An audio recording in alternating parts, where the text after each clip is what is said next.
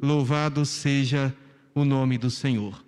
Quantos estão felizes por estar na presença de Deus? Diga glória a Jesus. É natural que nós estejamos felizes, porque nós estamos no melhor lugar em que nós poderíamos estar. Estamos na presença do Senhor. Meus irmãos, vamos ler a palavra do Senhor. Eu convido para abrir a sua Bíblia no Evangelho segundo escreveu Lucas, capítulo 14, a partir do versículo 16. Enquanto os irmãos encontram o texto bíblico, eu quero louvar a Deus pela vida do pastor Cláudio e agradecê-lo pelo convite do irmão Ivan e também do pastor Eliseu, servos do Senhor que estão aqui conosco, e louvar a Deus pela vida de todos vocês que entenderam a importância de estar na presença do Senhor. Vamos ler a palavra do Senhor, Lucas, capítulo 14. Nós vamos ler do versículo 16 ao versículo 22. Diz assim: Jesus, porém, respondeu: certo homem deu uma grande ceia e convidou muitos. À hora da ceia, enviou seu servo para avisar aos convidados: venham, porque tudo está preparado. Mas todos eles, um por um, começaram a apresentar desculpas. O primeiro disse: comprei um campo e preciso ir vê-lo. Peço que me desculpe. O outro disse: comprei 5 juntas de boi e vou experimentá-las. Peço que me desculpe. E o outro disse: casei-me e por isso não posso ir. O servo voltou e contou tudo ao seu senhor. Então, irado, o dono da casa disse ao seu servo: saia depressa para as ruas e becos da cidade e traga para cá os pobres, os aleijados, os cegos e os coxos. Mais tarde, o servo lhe disse: patrão, já fiz tudo o que o senhor mandou e ainda há lugar. Glória a Deus. Podeis assentar em o nome de Jesus. Meus irmãos, eu serei breve, não me prenderei às minúcias do texto. Quero ser bastante objetivo, dado a exiguidade do tempo. No entanto, tendo em vista a sede dos irmãos, a vontade dos adolescentes que aqui estão, de adorar a Deus, de ouvir a voz de Deus, eu entendo que não é preciso muito falar, porque quando nós temos sensibilidade para aquilo que Deus quer falar, nós compreendemos com mais facilidade. Portanto, não me demorarei aqui em questões de contexto e de minúcias do texto. Eu quero apenas refletir com os irmãos, de forma mais ampla, a respeito do tema que foi proposto. Este culto tem uma temática relacionada a buscar a Deus enquanto é tempo, invocar o seu nome enquanto Ele está perto, enquanto nós podemos encontrá-lo. E eu estava pensando a respeito do que nos impede de buscar a Deus. Se Deus está perto, se Deus está disponível, se o Senhor já fez aquilo que Ele poderia fazer por nós, o que impede as pessoas de o encontrarem? O que impede as pessoas de buscarem a Deus? Esta pergunta me incomodou, e eu tenho certeza que é a pergunta de muitos. O que impede o jovem, o adolescente, o homem, a mulher de buscar a Deus? Principalmente tendo em vista que Ele está tão perto, que Ele está ao alcance de todos. A esta pergunta muitos vão responder: o pecado. O pecado impede as pessoas de chegarem próxima de Deus. Isto é verdade, isto não deixa de ser uma verdade, a Bíblia nos ensina isso. Mas quando a gente pensa em pecado, pensamos logo naqueles pecados mais contundentes, mais escandalosos, conforme está escrito lá em Apocalipse capítulo 22, que ficarão de fora os cães, os feiticeiros, os idólatras, os adúlteros, os mentirosos, os ladrões e assim por diante. Quando a gente pensa em pecado, a nossa mente logo se volta para este tipo de comportamento e de falha moral mais escandalosa. Mas este texto aqui nos mostra que não são somente as coisas naturalmente ruins que nos impedem de buscar a Deus, de estar na presença de Deus, de desfrutar das suas bênçãos que estão disponíveis para aqueles que o buscam. Mas existem coisas boas também, pastor Cláudio, que impedem as pessoas de buscarem a Deus. Eu estava uma vez falando aos jovens da cidade de Pouso Alegre, no sul de Minas, e utilizando este mesmo texto, eu disse para eles que existem coisas boas que impedem as pessoas de entrarem no céu. Coisas boas. Não são somente coisas ruins. Existem coisas boas. Veja este texto. Jesus fala de um homem que deu um grande banquete. E aqui este grande banquete está simbolizando o reino. Fala de um homem que queria sentar à mesa com seus amigos. E sentar à mesa aqui está falando de comunhão. Está falando de intimidade. E este homem, ele fez um convite bem abrangente. Ele convidou muitas pessoas. E este homem, ele não convidou nada para o banquete. Eu fico vendo em nossos dias, às vezes nós somos convidados para participar de aniversários e a gente precisa colaborar. Não estou dizendo que isto é errado, mas é uma prática que hoje tem. A gente é convidado para participar de uma festa e nós precisamos dar a nossa parcela de colaboração. Mas aqui não. Aqui o custo ficou somente com aquele que estava dando o banquete. Ele mandou que muitos fossem convidados. E no dia da festa, este homem que era um hospedeiro, tinha uma hospitalidade muito grande, mandou o seu servo ir avisar para as pessoas que tudo estava pronto, que bastavam que elas agora atendessem o seu convite. E veja, começaram a dar desculpas esfarrapadas. Um disse: olha, eu comprei um campo e preciso ir vê-lo.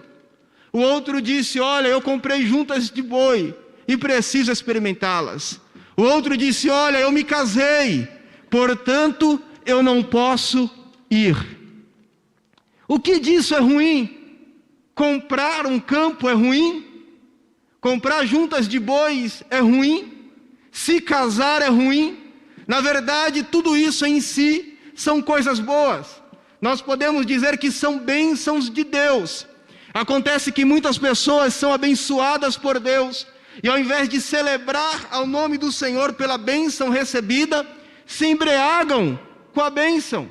Semelhante a Noé depois do dilúvio, ele construiu um altar, mas depois ele se embebedou de vinho e aconteceu o que nós bem conhecemos.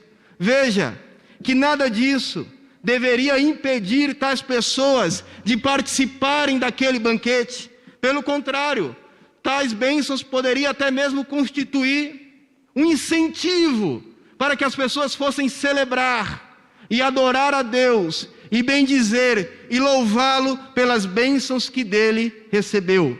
Mas existe uma tendência muito perigosa, que é trocar o abençoador pela bênção.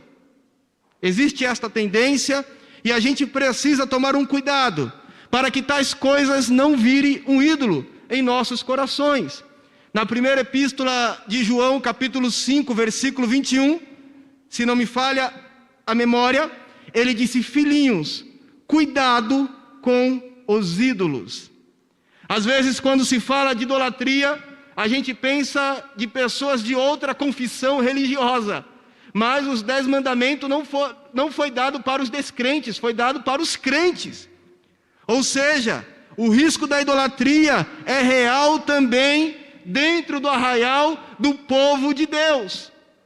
Tais coisas boas, jovens, adolescentes, meus irmãos queridos que aqui estão, quando tomam a primazia, quando tomam o lugar que pertence a Deus torna-se um empecilho, torna-se algo que nos impede de adentrar na presença do Senhor, de buscá-lo e de experimentar aquilo que Ele tem preparado para cada um de nós. Não é um jargão dizer que Deus tem um plano na sua vida. Não é um jargão dizer que Deus tem um plano na minha vida, porque não é. Porque Deus tem preparado coisas grandes para nós. Deus, Ele tem o seu caminho, Ele tem o seu trabalhar, Ele tem os seus projetos. No entanto, muito das bênçãos de Deus são condicionais. Basta ler a Bíblia que a gente vai ver alguns seis. Se o meu povo, que se chama pelo meu nome, me buscar, se me obedecer, se a gente aceitar algumas condições que Deus nos dá, nós somos abençoados. Se a gente não aceitar, nós perdemos a oportunidade de desfrutar de suas bênçãos, de desfrutar da sua presença, de desfrutar daquilo que Ele preparou para você. Portanto, este texto deixa claro que não é somente os pecados de cunho escandalosos que nos impedem de buscar a presença de Deus, mas existem coisas boas. Quem sabe um apreço demasiado pela vida acadêmica, eu tenho que estudar, mas eu não tenho tempo de orar, eu não tenho tempo de buscar a presença de Deus, eu não tenho tempo de cultuar. Quem sabe um desejo muito grande de construir uma carreira, quem sabe um desejo de ter uma família a qualquer custo, de fazer amigos, tudo isso é bom, mas na medida que toma o lugar que pertence a Deus, pode constituir-se um empecilho e te impedir de buscar a Deus. Pode se tornar um ídolo no seu coração. Portanto, ao perceber que nós estamos ocupados a tal ponto que não temos mais tempo de buscar a Deus, a gente chega à conclusão de que estamos mais ocupados do que deveríamos estar.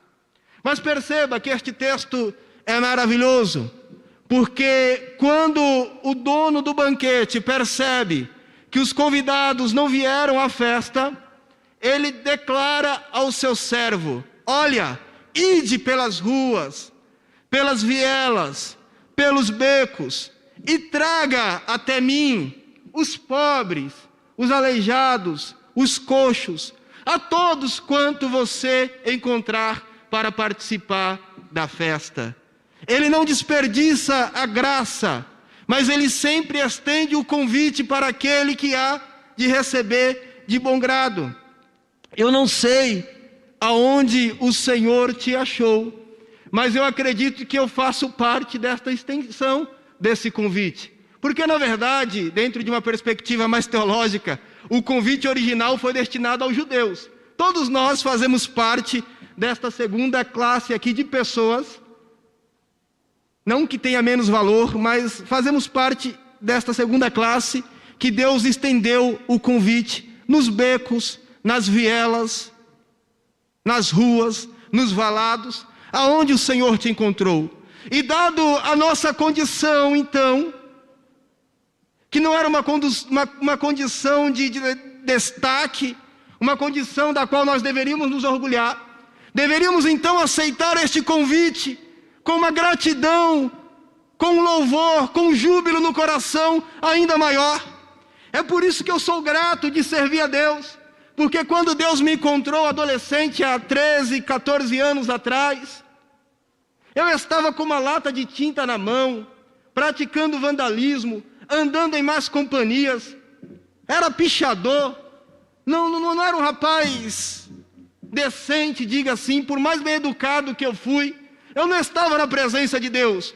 Mas de repente, nesta incursão do Espírito Santo pelos valados, pelos becos, pelas estradas, Ele me encontrou e eu aceitei o convite, e 14 anos depois estou aqui pregando o Evangelho para a glória, honra e louvor do nome de Jesus.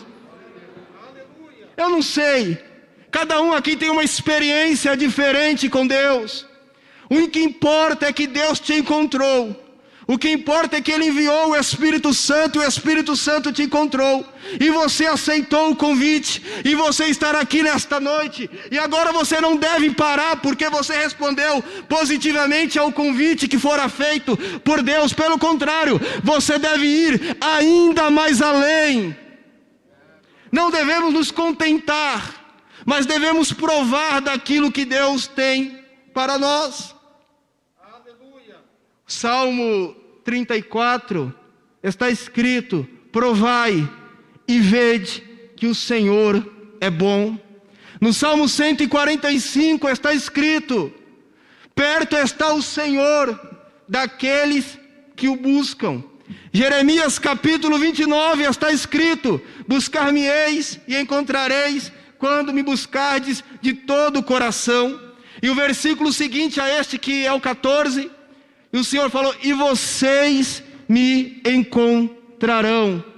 Veja bem, irmãos, outro dia eu li, eu quero concluir já, eu não vou demorar. Outro dia eu li um pensamento de um filósofo do século 17, da Dinamarca, em que ele diz assim: coloquei o dedo na eternidade e provei, e tinha gosto de absolutamente nada. Eu achei estas palavras profundas e fiquei tentando buscar o contexto qual ele disse esta palavra, mas eu não encontrei o contexto. Mas eu fiquei pensando no que ele disse: coloquei o dedo na existência e provei, e ele tem o gosto de absolutamente nada. Aí eu fiquei pensando nas pessoas que estão ao nosso redor.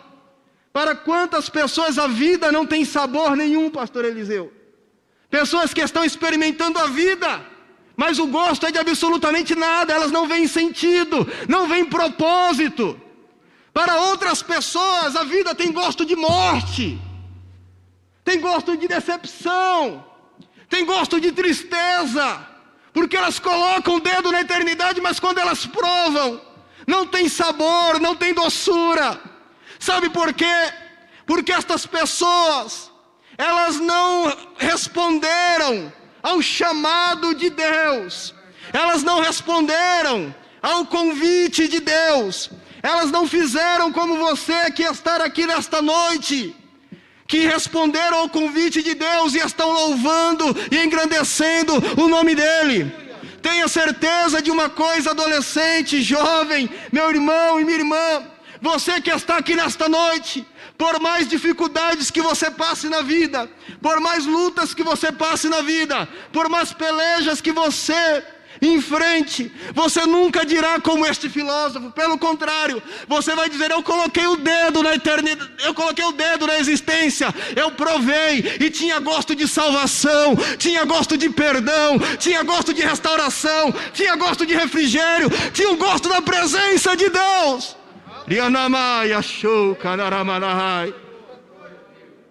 Aleluia. Acontece que as delícias espirituais e eternas estão reservadas para aqueles que buscam ao Senhor. Quantos estão dispostos a provar daquilo que Deus tem para cada um de nós?